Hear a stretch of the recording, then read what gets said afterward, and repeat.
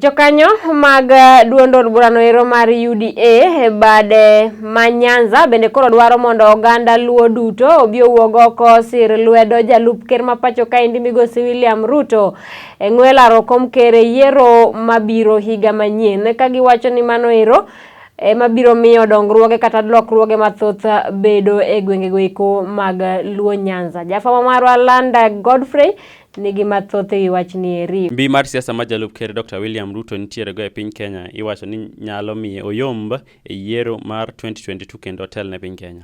Mano duond kweth jo Kenya mag UDA e gwenge mantiere e bwo mavul mar The Lake Block moriwo counties ariyo kaka Kisumu kod Siaya. Giloso kod ute fwambo e romo margi e boma ma Bondo, Siaya County kotelnegi Jakom John Odenyo olero ni sani duond od bura mar dhoudi noserumo kendo ji odonje od bura moriwo piny Kenya kaka UDA.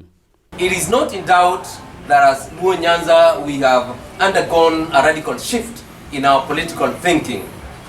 Who knew that we would be in Siaya, specifically in Bondo, in support of the vote for William Ruto as president.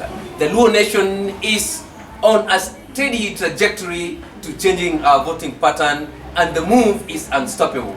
William Ruto is the main factor. We are here and the person we are going to support as Luo Nyanza, Kisumu and Siaya, and of course the two other counties in southern Nyanza.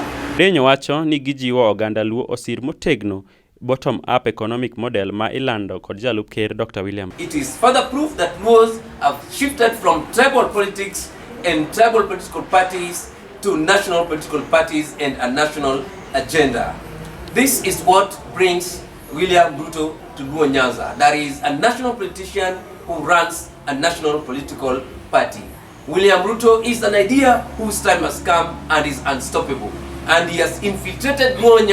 Kendo gisingo ni gibiro tingo malo jo usalot, jo boda boda kod ohelni matindo mondo obi malo. The people of Siaya are for William Samoei Ruto to be the fifth president of Kenya. Amen. And you can see from my back how Siaya people like Samoei Ruto. Hii mambo ya bottom up, we support it. Tuko na mama boga, we have everybody from down, watu wa mkokoteni, boda boda, yo mama mboga. Waonge katamana ibod, waonge katamana factory, katamana marego, katamana mogo grade 1. Koro odwaro ni mondo wanyudie lokruok, wang'eyo ni kwatero President Ruto, wabro yubedo lokruok. Koro message madhine youth gi women wakwayo ni mondo gikaw kura, wakaw kura mang'eny, waseamua mondo wakaw kura kaka owinjore. Lokruok ni be wasemanye gi kinda jumana. I feel this time around obiro no machiegni ng'ama still energetic ng'ama pod young ng'ama kata ka campaign kendo no kuwuok e ndege konyono kama tineno ka energetic olore ndege to idho ndege.